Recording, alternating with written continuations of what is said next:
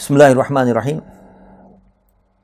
حضرت مولانا روم رحمۃ اللہ علیہ نے مثنوی شریف کے اندر ویران کھنڈر کا ایک واقعہ نقل فرمایا اور اس سے کچھ سبق دیا۔ فرماتے ہیں ایک شخص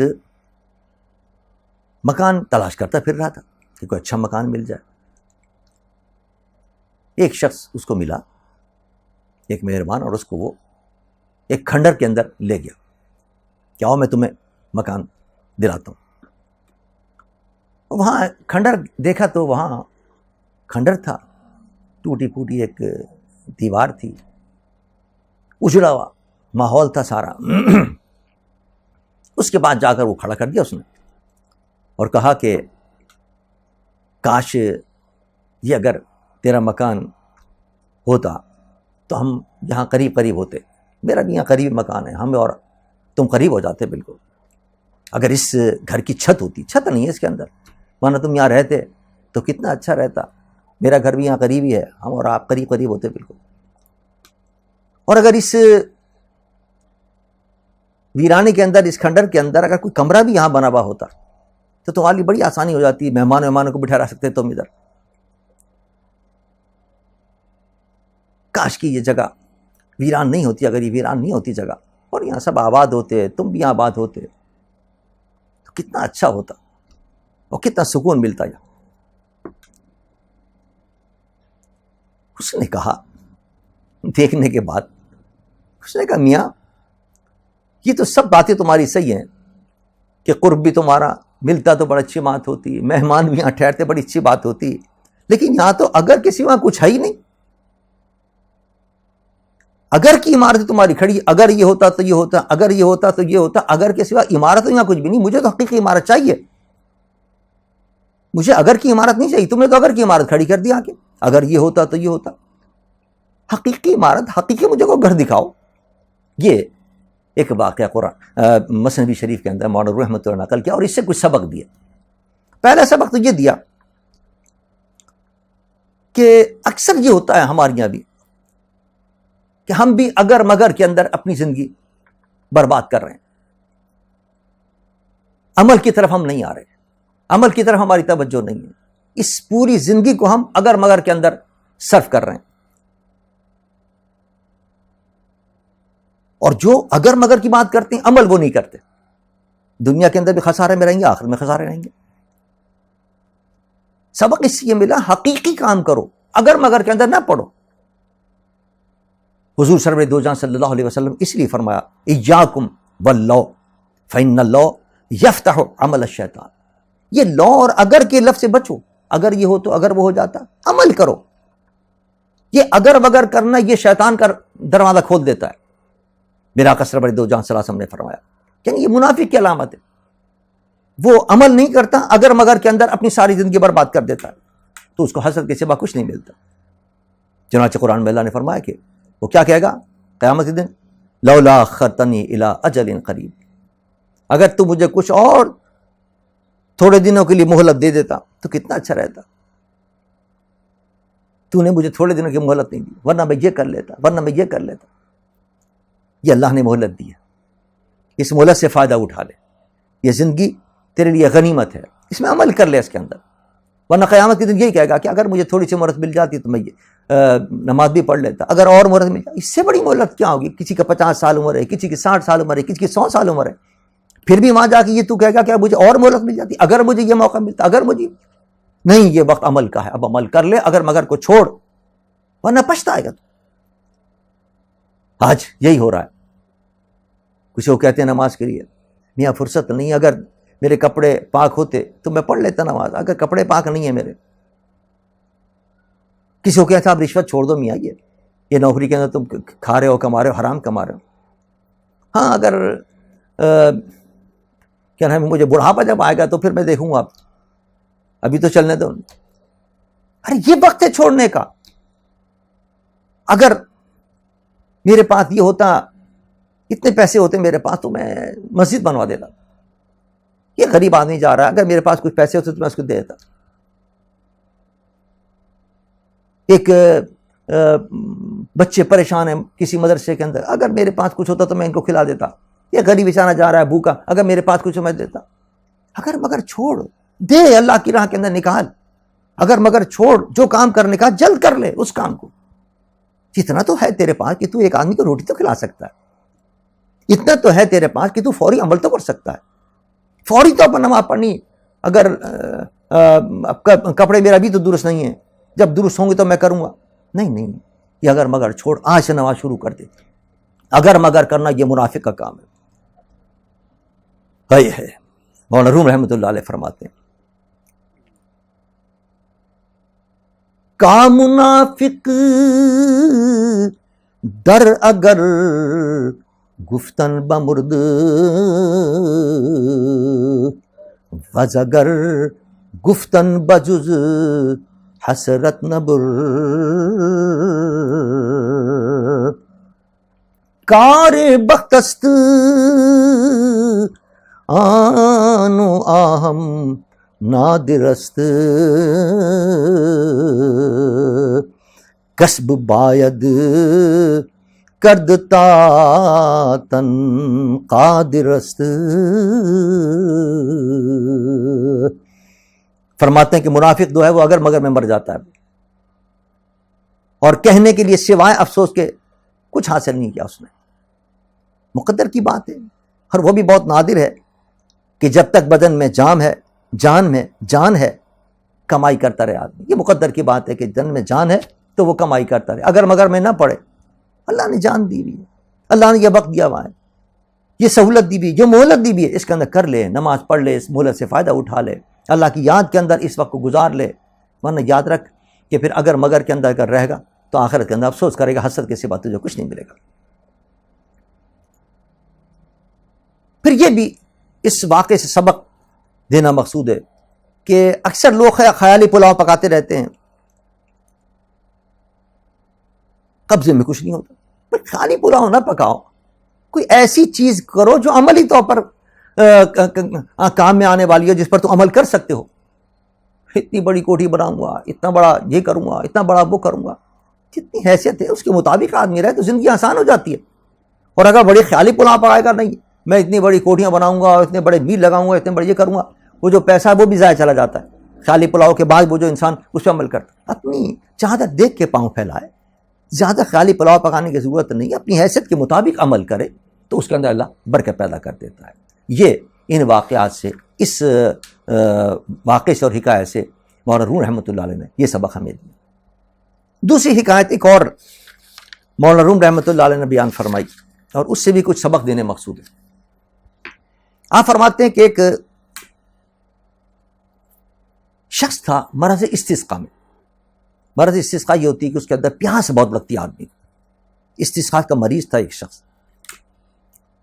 اور ایک نہر کے کنارے ایک بہت اونچی دیوار تھی، اس دیوار کے اوپر بیٹھا ہوا تھا. ظاہر ہے کہ اونچی دیوار کی وجہ سے پانی تک پہنچ نہیں سکتا تھا، اور استسقاء کی وجہ سے پانی کی پیاس اس کو شدت کی محسوس ہو رہی تھی. تڑپ رہا تھا کہ کسی طرح پانی کے گھونٹ مل جائے مجھے. اس نے کیا ترکیب سوچی کہ کس طرح میں پانی تک پہنچوں نیچے، اگر اترتا ہوں تو گر جاؤں گا. اس نے ترکیب یہ سوچی کہ اینٹ اس نے نکالنی شروع کی اپنے نیچے سے، اپنی دیوار کی، جس اوپر دیوار پہ بیٹھا ہوا تھا وہ دیوار نیچے ہونی شروع ہوئی آہستہ آہستہ. ایک اینٹ نکالی اور نیچے ہو گیا، دوسری اینٹ نکالی اور نیچے ہو گیا، یہاں تک کہ وہ پانی کے قریب پہنچ گیا اور پانی سے مستفیض ہو گیا، اور پانی اس نے پی لیا اور اپنی پیاس بجھا لی اس نے.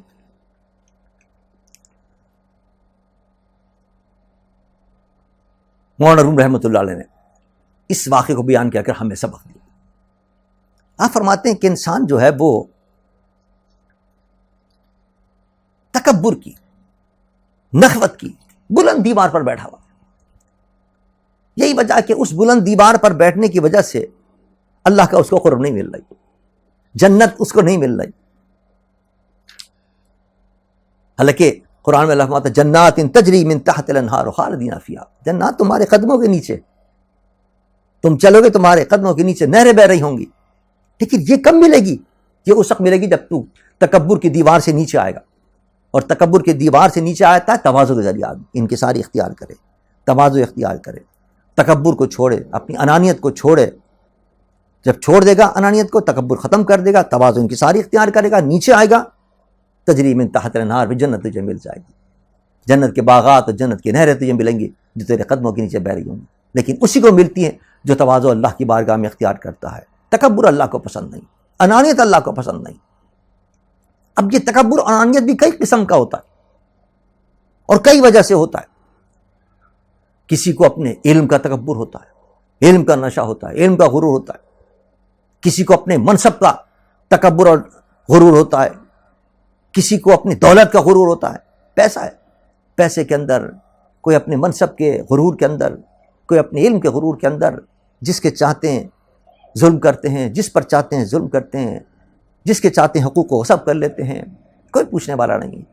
لیکن نہیں، اللہ تو دیکھنے والا ہے۔ اس تکبر کی سزا تو ملنی ہے قیامت کے دن، اس نخوت کی سزا تو ملنی ہے۔ اللہ کا قرب اگر تو چاہتا ہے تو اب اس علم کے تکبر کو ختم کر دے۔ اگر تیرے اندر منصب کا کوئی تکبر ہے، کسی عہدے پر پہنچ گیا تو اس عہدے کی وجہ سے تکبر مت کر۔ یہ نہیں کہ غریب سے ہاتھ ملانا بھی تیرے لیے مشکل ہو جائے، غریب کی بات سننا بھی تیرے لیے مشکل ہو جائے، غریب کی مدد کرنا بھی تیرے لیے مشکل ہو جائے۔ نہیں، اس تکبر کو ختم کر، اپنے منصب کے تکبر کو ختم کر، اپنے دولت کے تکبر کو ختم کر، اپنے علم اور اپنے ہنر کے تکبر کو ختم کر، تواضع انکساری اختیار کر، تو اللہ کا قرب تجھے ملتا چلا جائے گا۔ دوسرا سبق امام مولانا روم رحمۃ اللہ علیہ نے یہ دیا کہ دیکھو، اس نے پانی کا قرب حاصل کرنے کا طریقہ کیا اختیار کیا کہ اینٹیں نکالنی شروع کی۔ ایک اینٹ نکالی اور قرب ہو گیا، دوسری اینٹ نکالی اور پانی قریب ہو گیا، تیسری اینٹ نکالی اور پانی کے قریب ہو گیا۔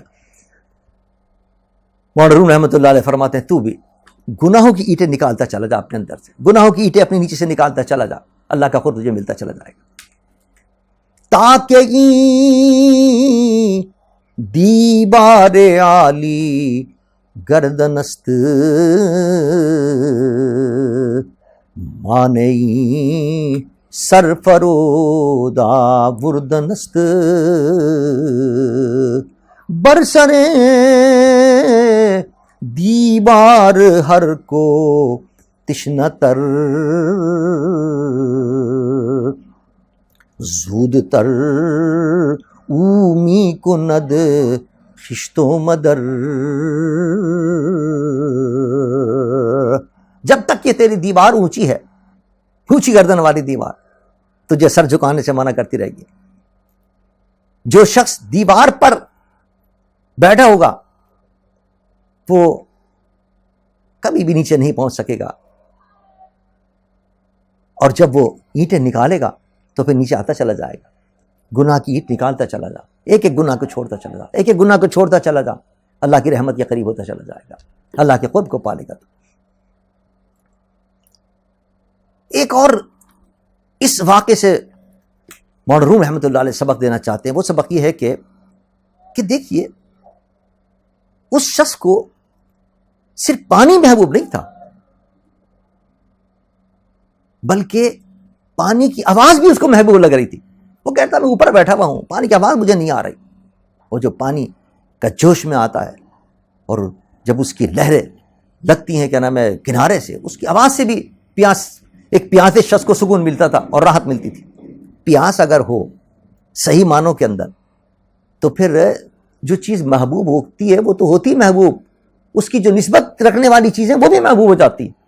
پتہ یہ چلا اس سے، اس پیاسے شخص کو جو استسقاء کا مریض تھا، جس کو پیاس شدت سے لگی ہوئی تھی، اس کو پانی محبوب نہیں تھا، صرف پانی کی آواز بھی محبوب تھی اس کو۔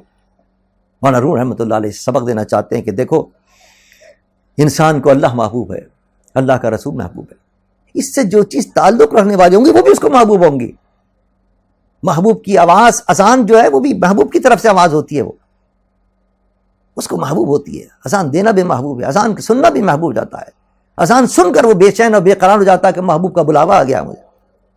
قرآن جب سنتا ہے ایک مسلمان، چونکہ اس کو اللہ سے محبت ہے، اللہ کے رسول سے محبت ہے، اور یہ قرآن اللہ کے رسول کا کلام ہے، اللہ کے رسول سے اس کو نسبت ہے، اللہ کے محبوب پر یہ اترا ہے، اللہ کا کلام ہے یہ، لہٰذا جب یہ سنتا ہے تو اس کو سکون ملتا ہے، جو پڑھتا ہے اس کو سکون ملتا ہے، محبوب سے تعلق رکھنے والی چیز سے بھی اس کو سکون ملتا ہے اور آرام ملتا ہے۔ اسی طرح خطبے ہیں، اسی طرح بعض و نصیحت کی محفلیں ہیں، اسی طرح نعتوں کی محفلیں ہیں، ذکر و اذکار کی محفلیں ہیں، انسان جب ان محفلوں میں آتا ہے تو یہ سب چیزیں اس کے محبوب سے تعلق رکھنے والی ہیں نا، اللہ اللہ کے رسول سے تعلق رکھنے والی ہیں، اس لیے اس کو یہ سب چیزیں محبوب ہوتی ہیں۔ وہ دینی محفلوں میں بھی آتا ہے، وہ نعتوں کی محفلوں میں بھی آتا ہے، وہ ذکر و اذکار کی محفلوں میں بھی آتا ہے، وہ وعظ کی محفلوں میں بھی آتا ہے، تقاریر کی محفلوں میں بھی آتا ہے، ذکر و اذکار کی محفلوں میں بھی آتا ہے، وہ قرآن کی تلاوتیں ہو رہی ہیں اس محفلوں میں بھی آتا ہے، اور اس کو سن کر اس کو قرار ملتا ہے، اس کو سکون ملتا ہے۔ تو جی یوں سمجھ لیجئے کہ ایک علامت ہے محبت کی کہ ہمیں واقعی اللہ سے محبت ہے۔ اس شخص کو محبت تھی پانی سے، تو پانی کی آواز بھی اس کو محبوب تھی، اس کے سننے کے لیے وہ نہیں چاہ رہا تھا کیا کہ آواز زیادہ سے زیادہ مجھے آئے پانی کی۔ ہمیں اگر اللہ سے محبت ہے تو اللہ سے تعلق رکھنے والی ہر چیز سے محبت ہونی چاہیے۔